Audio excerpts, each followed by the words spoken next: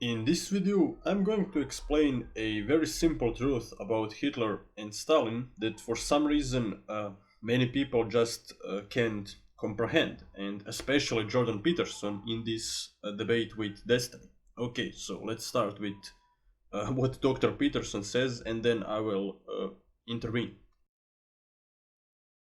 To beat the right because the right wasn't trying. I don't think it's because Hitler's lack of trying led him to kill less people than who ended up dying during the Great Leap Forward or during the industrialization of the Yes, well, I also think it's an open question still to what degree Hitler's policies were right-wing versus left-wing, and no one's done the analysis properly yet to determine that. Well, what do we because consider? He was a national socialist movement for a reason, and the socialist part of it wasn't accidental. Well, but there was no, cooperatively formed businesses that were owned by all of the people for the people and distributed to the people. And I don't think redistribution was high on Hitler's list of things to do. That's true. It was a strange mix of totalitarian policy. I don't think it was a strange mix. I think it was a bid to appeal to mid-left and center-left, the KPD and the German Socialist Party by calling themselves National Socialists. I think it was very much like an authoritarian, ultra-nationalist regime that pretty squarely fits with. People get mad if you call something far right or far left because they have an attachment to terms. One of the things I would have done if I would have been able to hang on to my professorship at the University of Toronto would have been to extract out a random sample of Nazi policies and strip them of markers of their origin and present them to a set of people with conservative or leftist beliefs and see who agreed with them more. And that analysis has never been done as far as I know. So we actually don't know. And we could know if the social scientists would do their bloody job, which they don't, generally speaking. That's something we could know. We could probably use the AI systems we have now, the large language models, to determine to what degree left and right beliefs intermingled in the rise of National Socialism.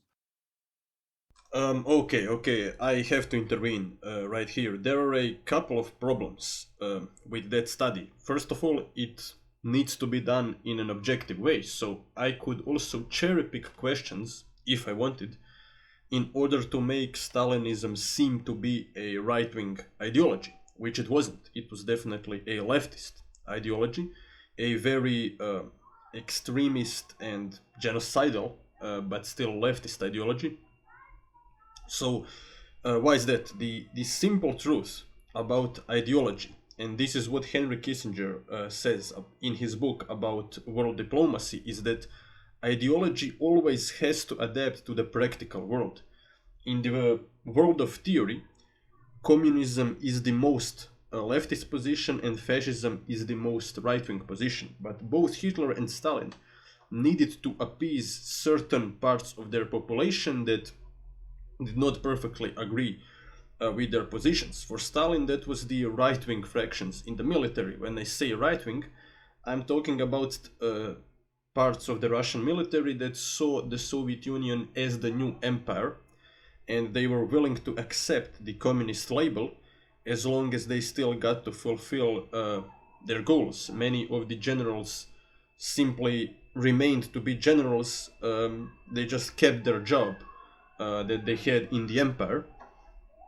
So what did Stalin do that could be described as right-wing? Well, he in his late days, in his last days in office, he allowed the persecution of Jews to occur.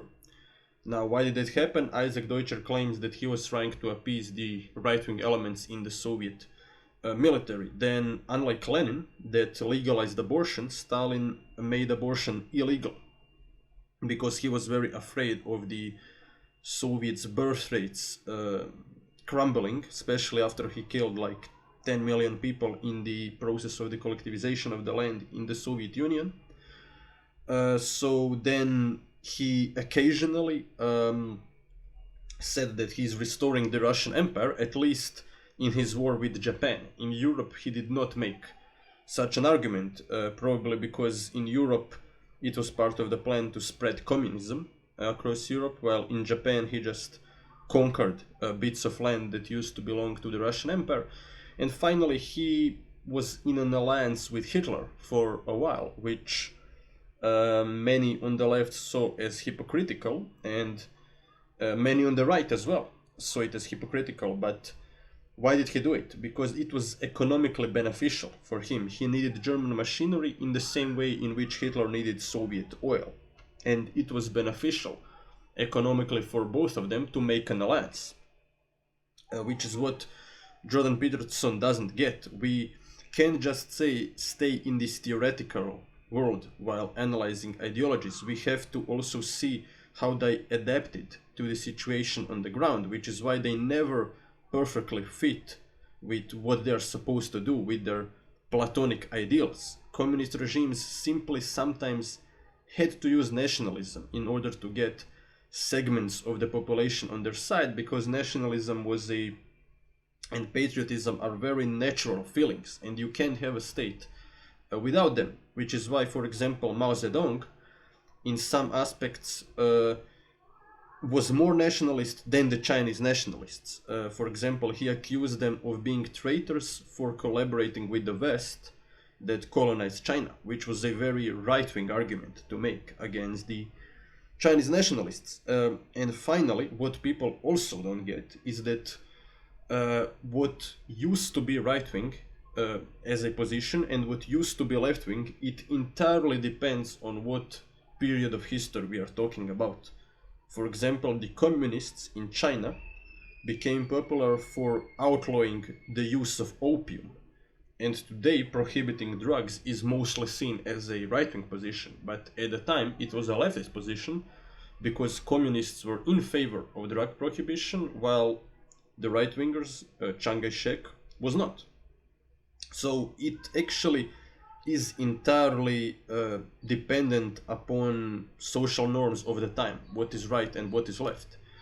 I mean, yeah, to us today, it seems that, for example, being pro-gay is a leftist position, but no leftist regime of the 20th century, or I should say of the early 20th century, was pro-gay, and very few allowed, for example, abortion to be legal. So yeah, Peterson is just kind of stuck in the 21st century of American politics and is trying to use the very same standards on Europe in early 1920s and 30s, which is absurd, which is not how you do history. But okay, let us continue. In this segment of the video, Jordan Peterson draws a parallel between those that are afraid of overpopulation on Earth and of utopian regimes.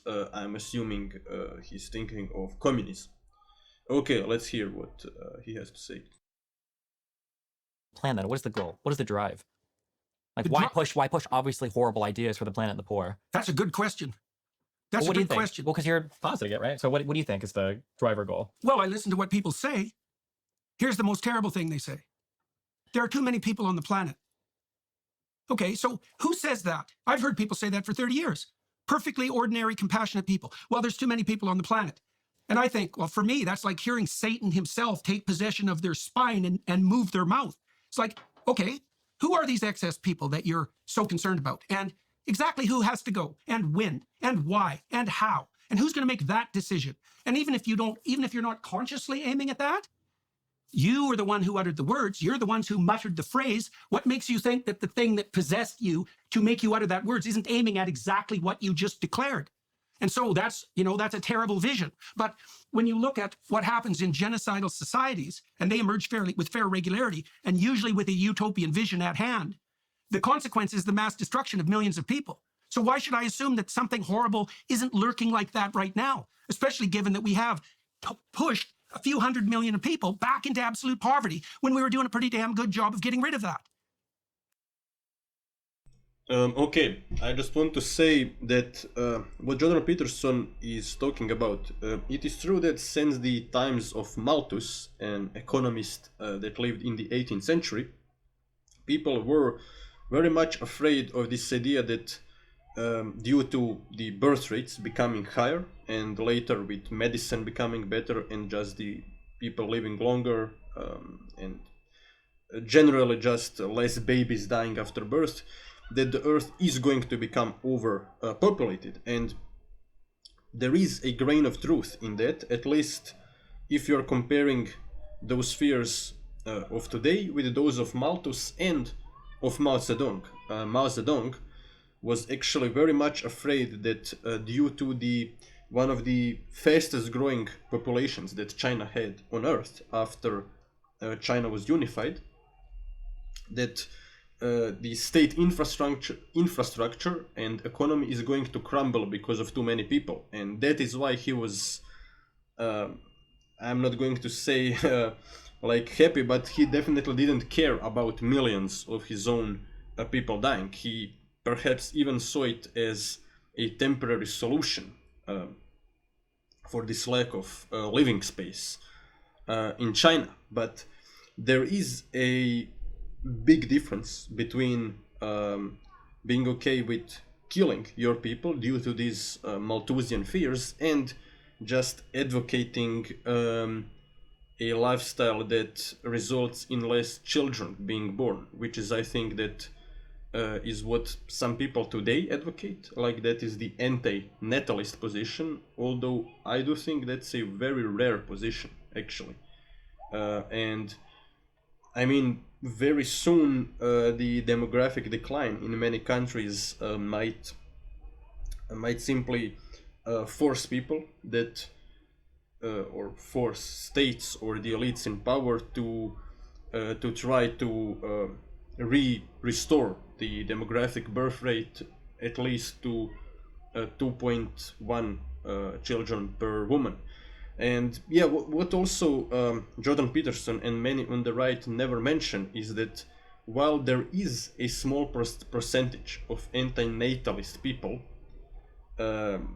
maybe some of them are even elites, most states, especially in Eastern Europe, like for example my state, Croatia, are desperately trying to incentivize higher birth rates, especially in some regions of the land that are particularly destroyed by demographic decline. And that is why in certain areas of the state, Croatia is giving 10,000 euros per baby to those that have children. So on the contrary, to me it appears that actually the elites in power are trying to restore the birth rate, while for purely economic reasons and I guess cultural reasons, the people themselves are actually not able to have children or a lot of children.